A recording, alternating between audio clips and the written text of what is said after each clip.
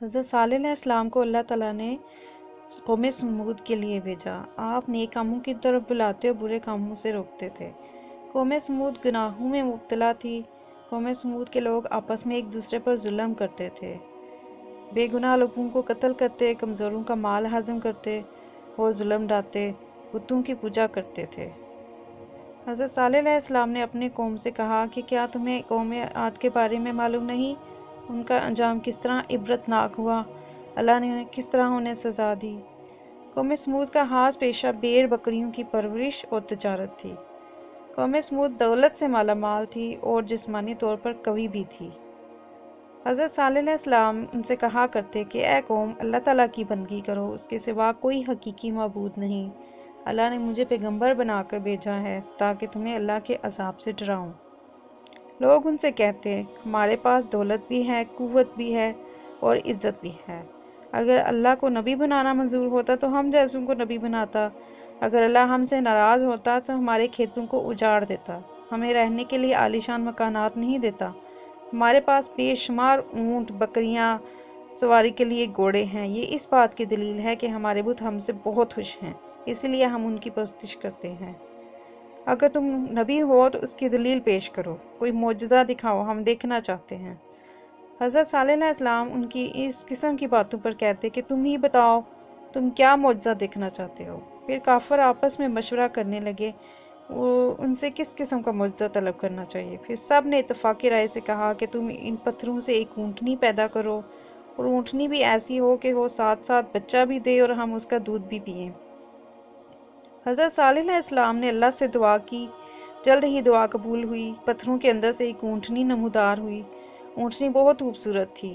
اونٹنی کے ظاہر ہونے کے بعد ہی اس جگہ گھاس اگ آئی اور ایک پانی کا چشمہ بھی جاری ہو گیا۔ اونٹنی نے گھاس کھائی، چشمہ سے پانی پیا، اسی ساتھ کے اندر بچہ بھی جنا۔ اونٹنی دودھ بھی دینے لگی۔ کافروں نے جو معجزہ طلب کیا تھا سب پورا ہوا۔ پھر حضرت صالح علیہ السلام نے اپنی قوم سے کہا کہ تم لوگ جو چاہتے تھے اللہ نے پورا کر دکھایا، کیا تم اب بھی ضد پر اڑے رہو گے؟ کافروں نے کہا کہ ہم ایمان نہیں لائیں گے، نہ آپ کی باتوں پر عمل کریں گے۔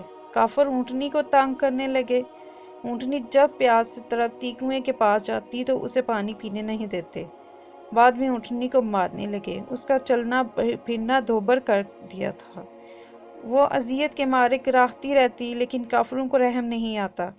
حضرت صالح علیہ السلام ان سے کہتے کہ اونٹنی کو اذیت نہ پہنچاؤ، اس کو پیاسا نہ رکھو۔ ایک دن اونٹنی چشمے سے پانی پیے گی، دوسرے روز تم اور تمہارے جانور پئیں گے۔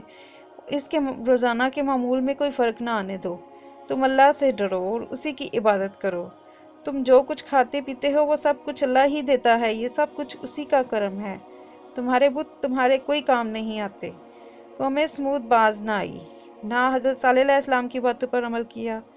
ایک روز اچانک حضرت صالح علیہ السلام کی اونٹنی کو قتل کر دیا۔ قتل کی خبر جب آپ کو ملی تو آپ صدمہ سے نڈال ہو گئے، آپ کی آنکھوں سے آنسو جاری ہو گئے۔ پھر آپ نے اپنی قوم سے فرمایا، عنقریب تم پر اللہ کا عذاب آنے والا ہے، تم اس عذاب سے نہ بچ سکو گے۔ اس کے بعد ہی آسمان پر بادل گرجنے لگے، پھر بجلی چمکی، اس کڑک اور گرج کی آواز سے پوری قوم ہلاک ہو گئی۔ جو لوگ آپ پر ایمان لائے تھے اللہ نے انہیں بچا لیا، اور اس تباہی سے بچ گئے وہ عرب کے مختلف علاقوں میں آباد ہو گئے۔